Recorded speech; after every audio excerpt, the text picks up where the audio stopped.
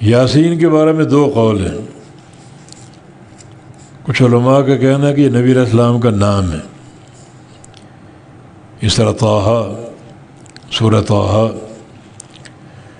کچھ لوگ کہتے ہیں کہ نبی علیہ السلام کے نام ہیں دونوں، یاسین بھی طٰہٰ بھی،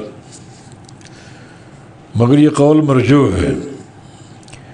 راجح اور صحیح قول یہ ہے کہ یہ دونوں حروف مقطعات میں سے، جیسے الف لام میم، الف لام را، حامیم، حامیم عین سین قاف، الف لام میم را، یہ سارے حروف مقطعات ہیں جن کے معنی ہمیں معلوم نہیں ہیں.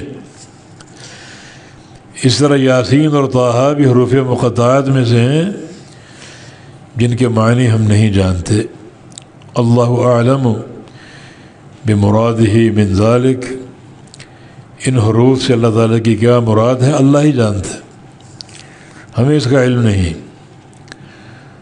تو الف لام میم کی طرح یہ بھی حروف مقطعات میں سے ہیں، متشابہات میں سے جن کے معنی معلوم نہیں ہیں. اللہ تعالیٰ ہی ان کے معنی بہتر جانتا ہے.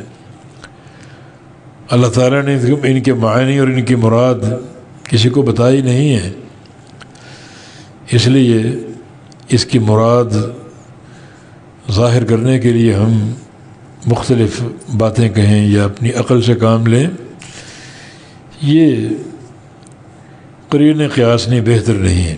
بہتر یہی ہے، عافیت یہی ہے کہ جتنے بھی حروف مقطعات ہیں ان کا معنی اللہ ہی جانتا ہے، کسی کو ان کے معنی کی خبر یا علم نہیں دی گئی.